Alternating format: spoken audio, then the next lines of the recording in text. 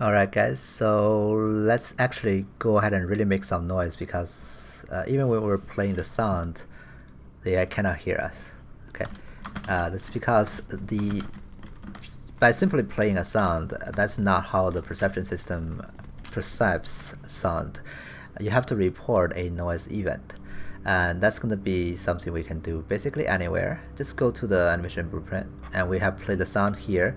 So let's go ahead and report a noise event, and that event will be having this location, right? And then we have the instigator, which is going to be the pound, of course.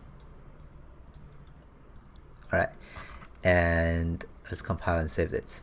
Okay, there's a loudness. You can take a look at what it does. It's basically if the max range is non-zero and it does something, the max range is not zero, so it doesn't mean something. So if we don't change anything, that's basically how the AI would hear us when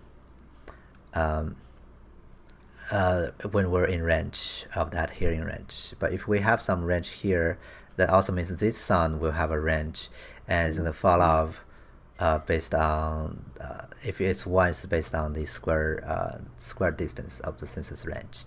Okay. Anyway, so we don't have to go that detail yet. Just have a sound the noise event, and let's go ahead and play. Now if I run, you can see the AI immediately hears us. One thing I do notice is that the AI is also playing that step noise, which is quite annoying. So I'm going to go to the blueprint and say, let's drag out here and check if it's player controlled. And only when it's player controlled using a branch to decide do we play the sound and make noise. Okay, now if we go ahead and play, it's just me playing that sound. Alright, cool. Now let's go ahead and actually create a stealth mode so that when we're stealthing, we don't want the AI to hear us. Okay, so to do that, I'm gonna go for the let's look for the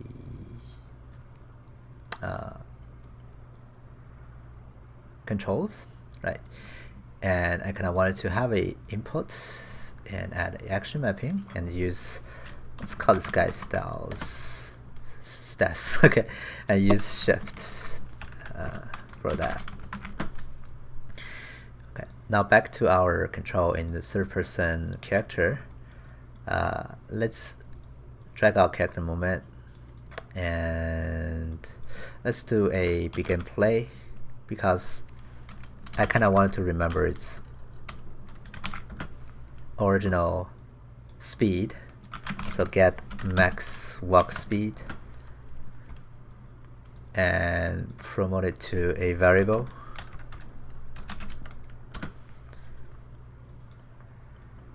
Okay,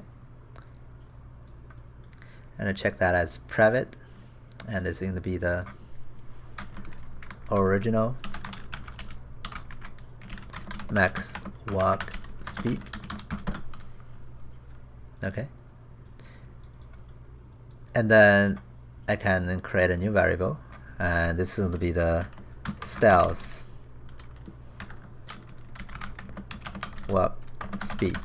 Okay, and when we have that stealth event, the key banding, we basically get this character movement again and set the max walk speed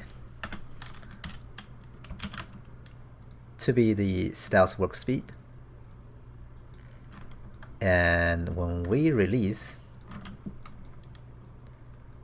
let's set it back to the original max walk speed. Okay,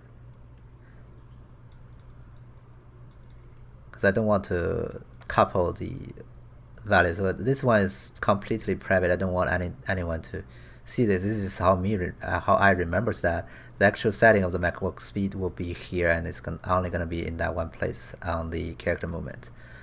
Okay, so now if I go ahead and play, oh, actually I need to change the stealth walk speed to something. So what is going to be the proper value?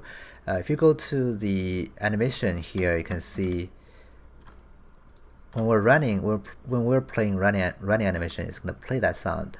So it has to be slower than this walk speed, which is like 93, right? So I'm gonna say the let's go here and set that stealth walk speed to be 90.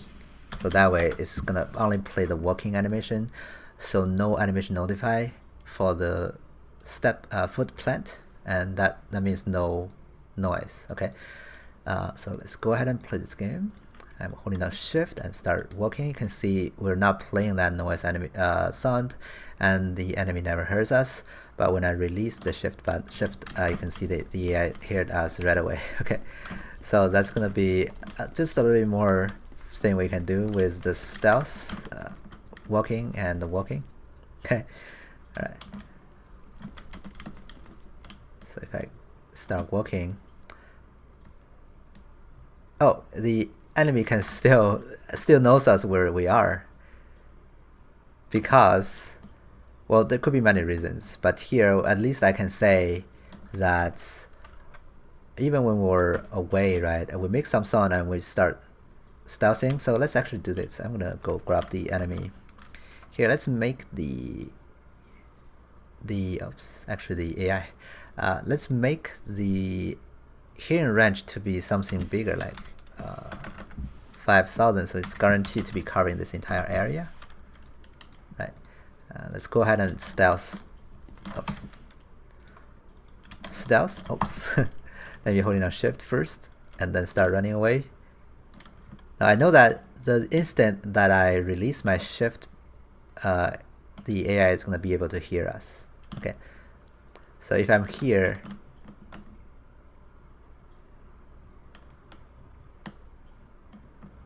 let me just run away over here, and I release. You can see the AI hears us. Let me jump here and holding on shift to stealth on top. You can see the AI still hears us. When I jump down, though, the AI never saw us again, because when we go down, the AI doesn't see us anymore. So the AI will say, okay, I'm not seeing anything. In the code, it's going to disable the actor, and the blackboard will fail, right? The decorator will fail.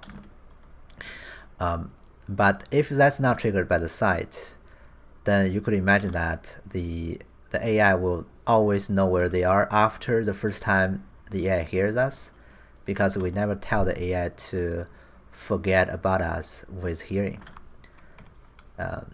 We can, let me see if we can mimic that. So let me shift and run away.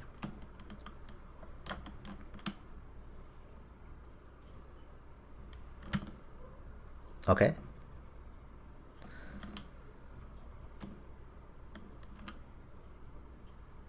So when I start running, the AI should hear us and start running towards us, right? And then let's imagine that I jumped over to the wall and stealthed out. The AI, no matter how far away, when the AI runs towards us, he will keep working towards us, because we never tell the AI to forget about us. So let's try that. We start walking and then holding on shift to stealth and then jump over here, right? In theory, the AI should not be able to instantly turn back, right? The AI should actually go look around here, because that's where the AI hears us, right? And then if we jump away, the AI should still like go to where we make the sound and then check there, right? Instead of instantly know that we jumped away and just go back to search for us on the higher platform, right? That's not very good. So there's some work to do with the AI hearing, and we're going to address that in the next video. Okay, see you next time.